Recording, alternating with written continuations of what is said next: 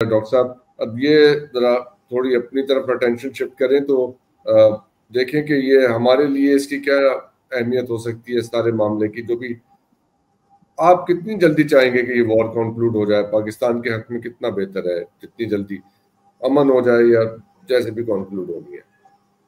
अच्छा सर, जो इस टाइम पर जो स्ट्रक्चर चल रहा है उसके ऊपर तो मैं सिर्फ ये कह सकता हूँ कि ये जो वेस्ट का फोबिया है इसको इरेशनल रशोफोबिया कहते हैं। सो इसके अंदर रैशनैलिटी है नहीं। रियर एडमिरल फैसल शाह साहब ने बिल्कुल दुरुस्त कहा और मैडम ने उसको रिलेट करते हुए बहुत शानदार बात की। लेकिन पॉइंट ये है कि ये जो फर्स्ट स्टेशन है इसने कहीं ना कहीं कंक्लूड होना है। अब जब मैं कंक्लूजन की बात करता हूं तो वो फर्स्ट स्टेशन से ही बनेगी ना। अब मार्शल प्लान है, उस मार्शल प्लान को कहां तक जाना है और किस तरीके से जाना है। और पाकिस्तान के अंदर जब रीसेंट टाइम्स के अंदर अगर आप देखें तो ईरान का पाकिस्तान आना अच्छा एक सिग्नल है, एंड देन अगर आप देखें कि रशिया का अफगानिस्तान को एक्सेप्ट करना एक सिग्नल है। फिर चाइना के अंदर उसका फुटप्रिंट होना, बहुत अच्छे से फुटप्रिंट होना, ये भी एक आपकी सिग्नलिंग है। फिर जो आपके एम्बेसडर, चाइनीज एम्बेसडर थे, वो पहले बलूचिस्तान को भी मैनेज कर रहे थे, देख रहे थे सारे मामलात को, लेकिन वो ज्यादा इफेक्टिव हुए अफगानिस्तान में जाके। और अफगानिस्तान के अंदर उन लोगों को जो कि सिर्फ तंग आमद बजंग आमद थे, उन्होंने वहां जाकर इकोनॉमिक सेंट्रिक होने की कोशिश की और उन्होंने कहा कि अब हमें जंगों से ये हासिल हसूल कुछ नहीं होगा, हमें एक इकोनॉमिक लाइजोन की तरफ जाना पड़ेगा, जिसके अंदर आप देखते हैं कि ईरान, अफगानिस्तान और अब पाकिस्तान को बड़ी तेजी के साथ फैसला करना है और अपने एक्शंस में इसको लेकर आना है। इसके ऊपर बयान को देने की जरूरत नहीं है, इसका नैरेटिव बिल्ड करने की जरूरत नहीं है, इसको मीडिया पर ज्यादा बात करने की जरूरत नहीं है कि हम क्या करना चाहते हैं, हम लाइन लेना चाहते हैं, नहीं लेना चाहते, हम नॉन अलाइनमेंट ये जो जयशंकर की जुबान बोलने की जरूरत नहीं है। और हमें किसी सूरत भी जो है वो वहां के जो डिफेंस मिनिस्टर अजीत देवल रखने की भी जरूरत नहीं है हमें, लेकिन स्ट्रेटेजिक यूनिट डेवलप करने की यकीनन जरूरत है। पॉलिसी को बड़े यानी क्लियर अंदाज से डायरेक्शनलेस डायरेक्शन की तरफ नहीं, डायरेक्शंस की तरफ जाना होगा। And then national security policy, national security policy जो है वो कंसिस्टेंट होनी चाहिए। एम्बेसडर साहिबा इसके ऊपर जरूर गुफ्तगू करेंगी, उसको कैसे अलाइन करना है, और इसकी अलाइनमेंट डिफेंस के बगैर हो नहीं सकती, पॉसिबिलिटी नहीं है। पाकिस्तान को अगर मैं सिक्योरिटी स्टेट ना कहूं तो उसके अलावा मेरे पास कोई सोल्यूशन है नहीं। इन एनी केस हमें सिक्योरिटी स्टेट बना दिया गया। सो टेक्नोक्रेटिकली जो है वो डिफेंस टाइज तो ठीक जा रही हैं। खास तौर पर अगर देखेंगे एरियल डिफेंस में जब मैं बात करता हूं तो लिनोवो के साथ इसको जो है नेविगेट करते हैं, इसके बेदू नेविगेशन सिस्टम के साथ, वो फायदा हो गया। अब ग्राउंड डिफेंस की बात करेंगे, एंड देन अगर हम जो है ओशन डिफेंस की बात करते हैं तो उसमें अभी एडमिरल साहब ने बहुत शानदार गुफ्तगू की, हमें उस तरफ जाना होगा। हाँ, कैपेबिलिटी को अगर देखें तो मैडम ने जो गुफ्तगू फरमाई वो बिल्कुल दुरुस्त है कि जो इंडिया तो उस तरफ जा रहा है, पाकिस्तान को साथ में अलाइन करना होगा। यहाँ पे उसकी प्रेजेंस सिर्फ और सिर्फ जिस तरीके से हमारा एक्सचेंज चला चाइना के साथ एरियल डिफेंस में, यही जो है वो पाकिस्तान का होना चाहिए और मेरे ख्याल में हो चुका होगा, क्योंकि ये दो डिपार्टमेंट ऐसे हैं जो कि बहुत अलाइंड हैं और वो फ्यूचरिस्टिक पर्सपेक्टिव को देख रहे हैं, और वो देख रहे हैं कि अभी हमें जीपीएस के ऊपर नहीं रहना, हमें अपनी जो है वो सर्विलेंस और डिफेंस सिस्टम को जो है वो एआई बेस्ड बट डीकपल करना होगा अमेरिकन वेस्टर्न सिस्टम से। क्योंकि इससे पहले हमने ग्राउंड के ऊपर देख लिया कि हमारा कब किस तरफ ड्रोन आता था और वजीरिस्तान में कितने नुकसान हुए, वाना में कितने नुकसान हुए। तो उसको नुकसान से निकालने के लिए पॉलिटिकल स्ट्रक्चर को भी बेहतर करना होगा, जिसपे हमें डिसीजन लेना होगा कि किस तरफ से जाना है।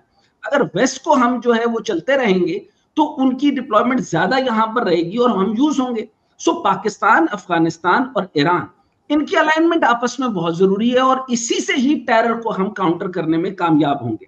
यहाँ पे सिर्फ और सिर्फ जो टिप ऑफ आइसबर्ग बता दूं, बिल्कुल सही कह रही है एम्बेसडर नाइला चौहान साहब कि जो गेस वर्क है जो कि मेरे पास तो थोड़ा सा है, वो मैं आपको गेस बता देता हूँ।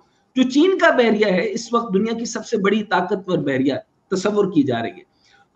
एडमिरल साहब इसके बारे में ज्यादा बता देंगे, लेकिन जो एजिटेक्स हैं इसके तकरीबन जो कुल फाल जहाज हैं तकरीबन 800 से 787 यानी बड़े जहाज जेली मावन जो उसके जो सब स्ट्रक्चर्ड होते हैं, और यानी 2025 में कुल बहरिया की फौज तकरीबन जो डिप्लॉयड है वो 2.5 लाख से 3 लाख फौजी है। बाज़ रिपोर्ट्स के मुताबिक इस वक्त चीनी बहरिया के पास 79 सबमरीन्स हैं और 13 बरदार जहाज 2 फाल हैं, प्लस जो यानी कॉम्प्लेक्स यानी आजमाइश के लिए रखे गए हैं, और जेर तामीर जो हैं वो तकरीबन 79 के करीब है। इसी तरीके से अगर रूस के देखें तो कुल जहाज तकरीबन 420 जहाज बनते हैं 2025 तक। कुल अमरा तकरीबन 1.5 लाख से 2 लाख है बशमूल जौहरी आबदोज़ है। अच्छा, ये इनके अंदर जो रशा की हैं, ये इनकी डिटेल एम्बेसडर साहब, ये एडमिरल साहब ने बिल्कुल सही बताई इसकी टेक्निकलिटीज, और अमेरिकी बहरी अफवाज से ये कंपैरिजंस के अंदर ही एडमिरल साहब ही बताएंगे। लेकिन उनका अगर मैं देखता हूं तो 2024 के इख्तिताम पर तकरीबन 3,24,599 फाल अमला है, जिसके अंदर जो है वो काफी ज्यादा अफसरान शामिल है और उनका एक बहुत बड़ा फ्लीट है। तकरीबन 296 जंगी जहाज हैं, जिनमें जो है फ्रिगेट्स हैं, डिस्ट्रॉयर्स हैं, कैरियर्स हैं, सबमरीन्स वगैरह शामिल हैं। जो ओहायो क्लास का जिक्र किया वो बहुत इंपॉर्टेंट बात है, इसी को डिटेल में लेंगे एडमिरल साहब। लेकिन जो ओहायो क्लास आबदोज़ अमेरिकी बहरी जहाज की वो जेर आब ताकतें हैं जो खामोशी से न्यूक्लियर हेड वॉर लॉन्च करने की सलाहियत रखती हैं, जिसके बारे में उन्होंने बिल्कुल दुरुस्त फरमाया कि इसके लिए कोई किसी जगह डिप्लॉयड होने की जरूरत नहीं है। अच्छा, इन्हें बूमर्स भी कहा जाता है और इस वक्त 14 ऐसी आबदोज़ी सर्विस में हैं जो 15 साल तक बड़े यानी मरम्मत से यानी बगैर मेंटेनेंस के काम कर सकती हैं। इनमें 20 ऐसी हैं जो कि जो SLBMs लोड किए जा सकते हैं, जिनका हथियार जो है वो ट्राइडेंट 2D5 मिसाइल है। अब जो इसकी जो अगर हम कंपैरिजंस देखें, इसमें सी वुल्फ क्लास आप दोस्तों अगर देख लें, और इसके अंदर जो 688 क्लास लॉस एंजलिस क्लास है, और अमेरिकी आबदोज़ फोर्स में जो बैकबोन बनती है उसकी वो हैसियत रखती है 688 class, if I am not wrong. Admiral साहब मुझे दुरुस्त कर देंगे अगर मैं वैसे नहीं दुरुस्त कर देंगे, मतलब फैंटा लगा के नहीं सर, वैसे बता देंगे। थोड़ा सा हंसना भी चाहिए। अच्छा, ये आप दोस्तों से 1976 में सोवियत खतरात का मुकाबला करने के लिए बनाई गई थी, और तेज रफ्तारी से और ये जो सर्वेलेंस, सीक्रेट सर्वेलेंस के साथ इसकी सलाहियत बहुत तेज है। अब जो आपके सामने ये मैंने एक कंपैरिजन रखा है, इसको बताना इसलिए जरूरी है कि इस कंपैरिजन से पाकिस्तान ने कितना फायदा उठाना है, और हमारी जो है जो मैंने पहले आपको अर्ज किया कि हमें इकोनॉमिक सेंट्रिक तो पाकिस्तान अभी स्ट्रक्चर में आया ही नहीं है। उसके पास अगर फॉर एग्जांपल मैं गुस्से में आ जाऊं तो मैं कहूंगा कि सिर्फ मुझे इकोनॉमिक इमरजेंसी ही लगा के दे दो ताकि जो है वो मेरा स्ट्रक्चर तो बेहतर हो। लेकिन अगर मैं उस तरफ नहीं जाता और मैं रोमांटिक डेमोक्रेट रहता हूं तो उस तरफ उसके साथ रोमांटिक डेमोक्रेट मैंने इसलिए बोला क्योंकि उसमें सिर्फ रोमांस ही नजर आ सकता है, वरना और उसके अंदर स्ट्रेटेजिक नौयत की अभी तक मुझे समझ नहीं आई। हाँ, इसके अंदर जो हमने अहलियत पैदा करनी है वो डिफेंस में है, और उसके बाद ओशन डिफेंस जो है वो बड़ा इंपॉर्टेंट है, पाकिस्तान को एनहांस करना होगा इसमें, क्योंकि अगर वो इस तरफ आता है और डायरेक्शन को लेना, स्ट्रेटेजिक नौयत की डायरेक्शन को लेना, ये बहुत अहम है।